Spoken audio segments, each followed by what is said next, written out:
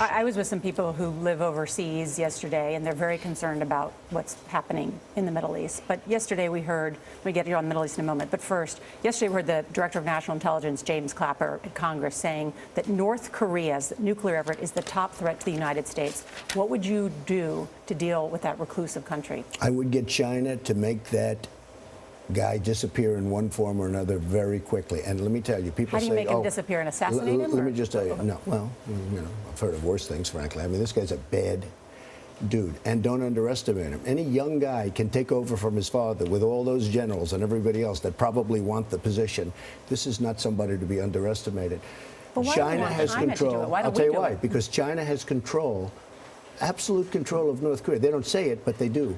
And they should make that problem disappear. China is sucking us dry. They're taking our money. They're taking our jobs. They're doing so much. We have rebuilt China with what they've taken out. We have power over China. China should do that. Now, we Iran, can force the Chinese to take care of North Korea? I would force the Chinese to do it economically. Oh. Economically, Charlie. They're sucking the money out of us. We have a trade deficit this year with China, $500 billion. They're taking money out of our country. They're taking our jobs. They hold all our debt, too. Well, you know what? I mean, we owe them. Think of it. They take our money, they take our jobs, they take our base, and guess what we owe? Okay. We owe them $1.7 trillion, okay? But we have a lot of power over China. Don't underestimate it. So you were saying to Nora's question, you would leave it up to the Chinese? No, I wouldn't leave it up to them. I'd say, you got to do it. You got to do it. And if they said no, you would do what? I'd be very tough with them on trade. If they said no, what would you do? I would very strongly stop them from ripping. I'm going to stop them anyway to a certain extent, but maybe I'd do it a little bit more forcefully. Yes. One other thing. We make that horrible deal with Iran. The closest partner of North Korea is Iran. Why didn't we put something in there when we're making a deal and when we're giving them $150 billion? Why didn't we do something with Iran where Iran gets in and we force Iran to get in and do something with North Korea? We don't do anything. Mm-hmm. We should have, when we made that deal is a horror show. It's one of the worst I've ever seen. When we made the deal with Iran, why didn't Kerry say, look, you got to help us out. We have a problem. North Korea, he's playing around with nukes.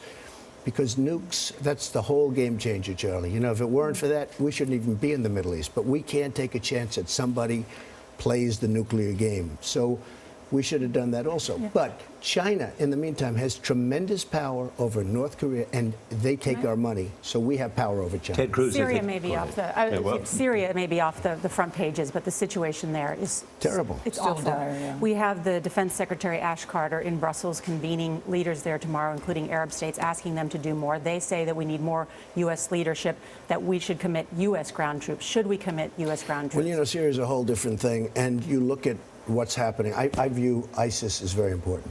And I love the fact that Russia is hitting ISIS. And as far as I'm concerned, they've got to continue to hit ISIS. But you know what Russia is doing in Syria? Russia is hitting, the groups that we're backing. Sure. And why are we backing the group? We don't even know who those people are. I speak to generals. They're saying we're giving billions of dollars of equipment to people we have no. Here we go again. No. We're giving all of this money and all of this equipment to people we have no idea who they are. They're probably worse than Assad. I mean, Assad's no baby. He's not good. But who are the people that we're backing? Here we go again with Libya. That's President Obama's argument. Yeah.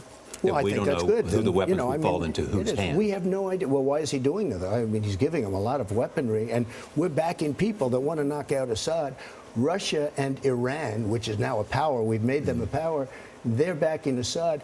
We've got to get rid of ISIS. We've got to get rid of the people that are chopping off everybody's head. You say you have a good relationship with Putin, or would have a good relationship? I think I would have a very good relationship, but who knows? So could you convince Putin to get Assad to step aside? Well, they've been trying to do that. Yeah. Could I? I don't think it's that important, to be honest with you. I think, frankly, let's say you get rid of Assad or you knock out that government. Who's going to take over? The people that we're backing, and then you're going to have, like, Libya, right? You take Gaddafi. Oh, we have to get rid of Gaddafi. Look what happened after we got rid of Gaddafi. Look what happened after we got rid of Saddam. So getting rid of Gaddafi was a mistake.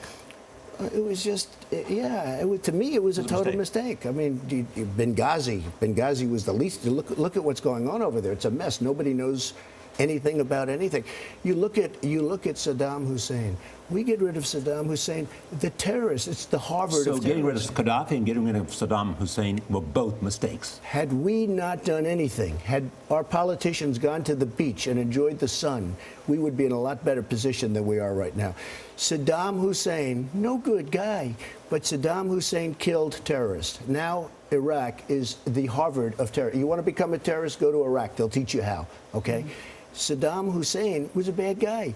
But, you know, one other thing he did, he blocked Iran. I mean, once you knocked out that section, all of us, and I said it in 2003, 2004, I was against the war. I said, you're going to have the Middle East is going to be a mess. They used to fight forever. They couldn't move. They'd go 10 feet one way, 10 feet the other.